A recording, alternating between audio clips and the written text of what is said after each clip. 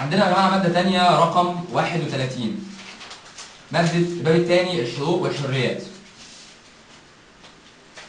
الماده رقم 31 بتقول الكرامه حق لكل انسان يكفل المجتمع والدوله احترامه وحمايته. تمام، مفيش اي مشكله، يا ريت احنا كلنا بنتمنى كرامه. احنا كنا بنكتب في الثوره محتاجين كرامه، الشعب المصري بقاله اكتر من 60 سنه محتاجين كرامه.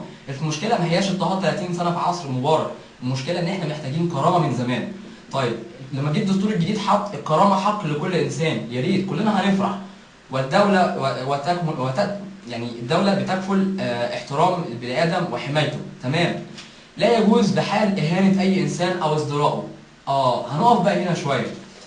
يعني ايه لا يجوز باي حال من الاحوال اهانه انسان او ازدراءه؟ لو اي حد قرا الماده دي في الشارع هيفرح، يا سلام انا كده هضمن ان انا مش هتهان، ده شيء كويس.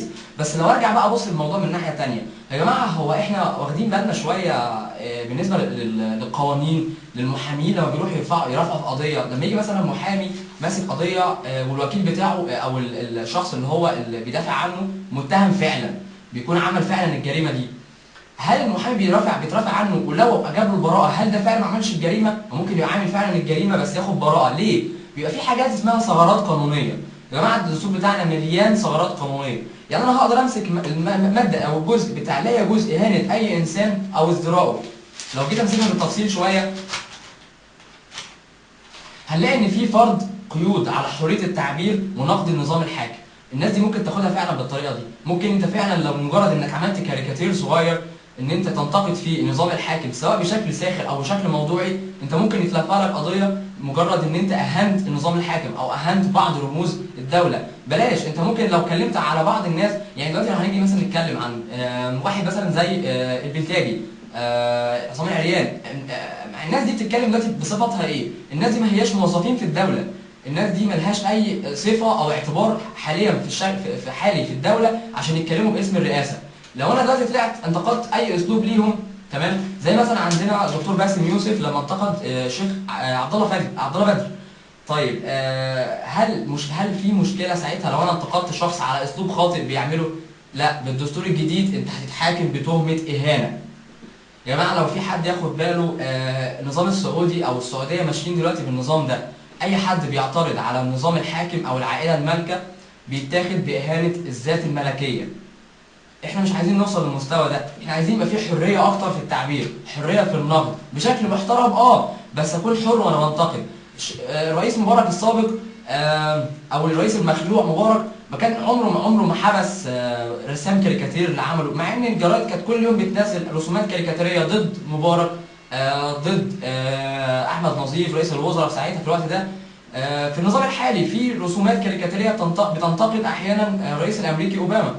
هنلاقي ان ده يعتبر رئيس من اكبر الدول في العالم، ومع ذلك في حريه في التعبير، في حريه في النقد، مفيش ماده بتتكلم بتقول ان انا حاكم حد عشان اهاني. يعني انا لو طلعت انتقدت حد بشكل يعني في انفعاليه شويه او في انفعال، معنى كده ان هو هيحاكمني بتهمه اهانه.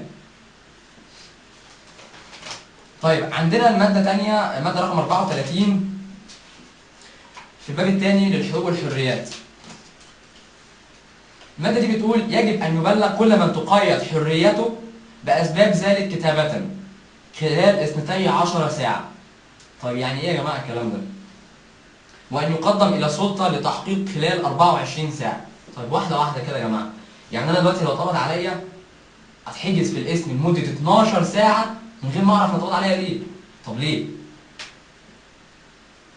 فين احترام الذات؟ فين احترام البني آدمين؟ فين الحق ان انا اعرف انا مقبوض عليا ليه؟ ما ينفعش ان يجي امين شرطه، ماشي، معلش مع الاعتذار لكل اخواتنا في جهاز الشرطه، ما ينفعش ان يجي امين شرطه لمجرد ان هو سلطه او مجرد ان هو تبع الداخليه يقبض عليا عشان ده حقه، يقبض عليا بدون ما اعرف، حتى لو انا مذنب بس لازم اعرف انا متاخد ليه.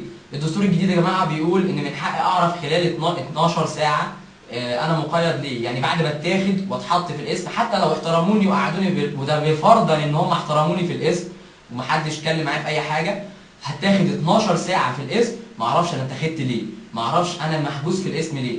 طب هنرجع نلاقي حاجه تانيه من ضمن موضوع الثغرات، ما هو ممكن الاسم يفرج عني قبل ال 12 ساعه دول ان شاء الله بنص ساعه، وبعد ما اخرج من الاسم يرجع ياخدني تاني. ل 12 ساعه كمان، وانا برضو ما اعرفش انا متاخد ليه. طب ليه؟ طب ليه احنا نسيب نفسنا للوقت ده؟ ليه انا ما بقاش لما ابقى مثلا انا امر الضبط والاحضار لاي مواطن يبقى بسبب او يبقى بامر، يا سيدي مش طالب منك امر النيابه بس ابقى عارف انا ليه متاخد. مش عايزين الناس تبقى قاعده في البيوت مهدده ان كل شويه حد عمل حاجه نلاقي الاسم جاي ياخده. مش عايزين حد بيتاخد مثلا بيتفتش تحت مسمى قانون طوارئ بس بشكل اخر. يعني مش عايزين نحول قانون طوارئ نرجعه تاني تحت مسمى تاني، مش عايزين نرجعه بشكل تاني. يا جماعه احنا مش عايزين نرجع النظام السابق بس بشكل مختلف. يعني مش عايزين نجمله وبعد كده نرجعه هو تاني.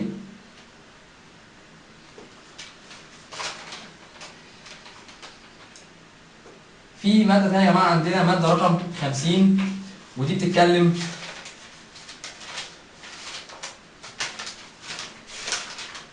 في الفصل الثاني الحقوق المدنية والسياسية.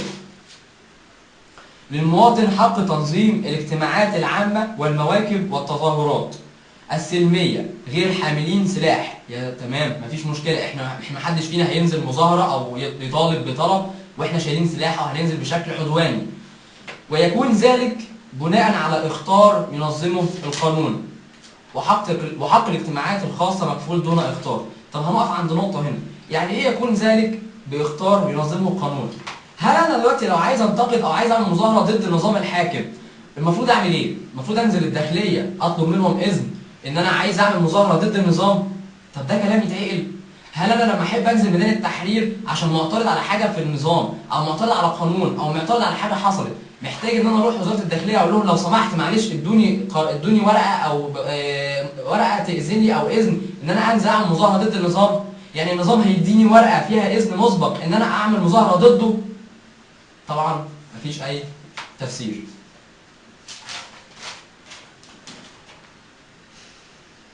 يا جماعه في ماده عندنا ثانيه، ماده رقم 54 من نفس الباب.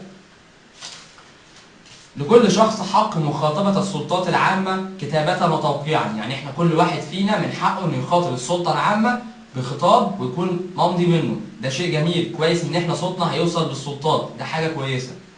ولا تكون مخاطبتها باسم الجماعات، يعني ما ينفعش ان انا اروح اخاطب حد باسم جماعات الا لاشخاص اعتبارية. هنقف بقى عند نقطة اشخاص اعتبارية. مين هم الاشخاص الاعتباريين؟ مين اللي هيحدد مين هم الاشخاص الاعتباريين؟ مين اللي من سلطته يحدد ده اعتباري ولا لا؟ مين من سلطته يحدد ده يبقى معاه الاستثناء ولا لا؟ طب مين هي الجماعات اللي هيبقى ليها الاستثناء؟ مين هي الجماعات اللي هيبقى عليها استثناء اعتباري نظرا لموقفها؟ هم الاشخاص الاعتباريين اصحاب الجماعات الاستثنائيه، من يحددهم وما هي اسس تحديدهم. طب يا جماعه عندنا ماده ثانيه رقم 57.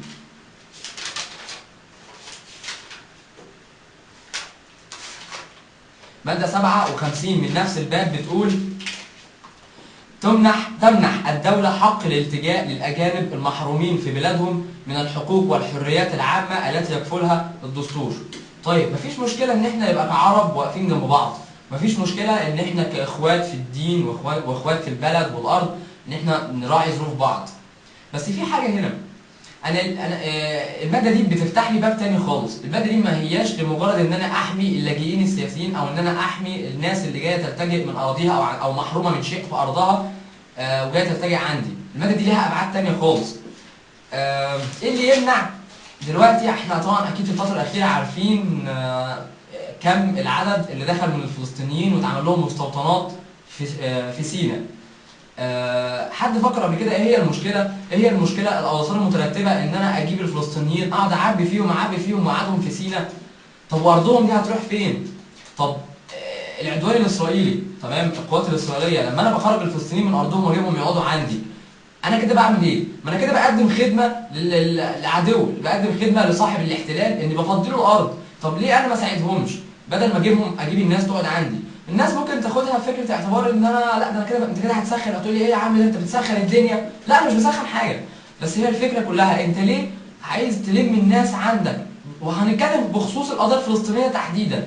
ليه عايز تلم الفلسطينيين عندنا في شمال سيناء؟ يا سيدي ما نروح ساعدهم في ارضهم، تقدم لهم المعونه. ما انت اول ما مسكت فضلت تسافر تقدم لهم في علاج وفلوس ومساعدات، ما حدش قال لك لا، بس شوف بلدك شويه. يعني مش كل حاجه طالعه على غزه شوف بلدك شويه. مش كل الناس عندهم ضرب هتجيب مجموعه من المستوطنات يا سيدي على راسنا من فوق، مفيش مشكله، بس احنا ارضنا من حقنا احنا بشكل خصوصي شويه. يعني لو هنتكلم مثلا تعطي الماده رقم 57 هنتكلم عنها شويه، هي تمهيد للاحداث اللي بتحصل في سيناء وجعلها وطن اخر للفلسطينيين. طيب عندنا ماده يا جماعه ثانيه من نفس كتاب الدستور، ماده رقم 62 في الفصل الثالث الحقوق الاقتصاديه والاجتماعيه. الماده دي بتقول تلتزم الدوله بتوفير خدمات الرعايه، تمام مفيش مشكله، الرعايه الصحيه تمام، احنا كلنا عايزين رعايه صحيه، والتامين الصحي وفق نظام عادل عالي الجوده، يا كلنا بنتمنى الكلام ده من زمان. بس رجع قال لك يكون ذلك بالمجان لغير القادرين.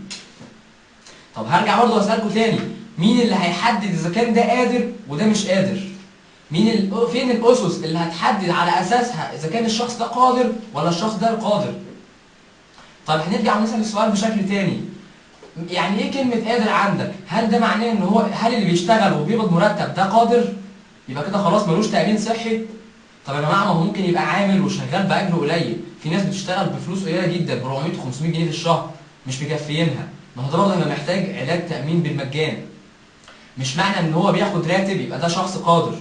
وبعدين في مشكله ثانيه يا جماعه، ان انا افتح او اقفل باب العلاج بالمجان، اقفله بباب اشخاص معينين واشخاص لا، ده هيرجعنا للنظام السابق كتير، هيخلينا نرجع تاني لنظام زمان، ان انا طب انا عشان خاطر ابين او اثبت ان انا مش قادر لازم اعمل ايه؟ اطلع شهاده فقر مثلا؟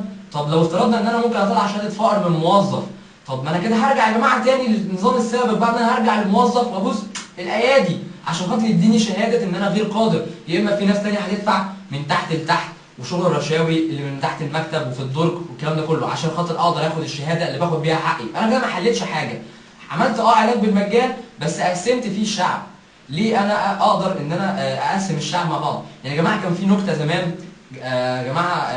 جماعه زمان كانوا بيقولوها، بيقول لك مره جماعه قاعدين يعني بيسكروا، فمجموعه ناس كان معاهم قرد، فقاعدين بيسكروا وبتاع، وفجاه هوب الحكومه طبت عليهم، كل الناس جريت حتى القرد جري، فواحد بيسال القرد بيقول له انت بتجري ليه؟ ده انت قرد. قال له حلني على ما اثبت ان انا قرد. يا جماعه دي مشكله دولتنا، دي مشكله البلد عندنا. مين اللي يثبت ومين ما يثبتش؟ الموظف المسؤول هل بيشتغل بضمير عشان يديني اللي يثبت ولا ما يثبتش؟ ليه افضل رابط حياتي ورابط التامين الصحي ورابط صحتي ورابط حقوقي بايد موظف حكومي واحنا كلنا عارفين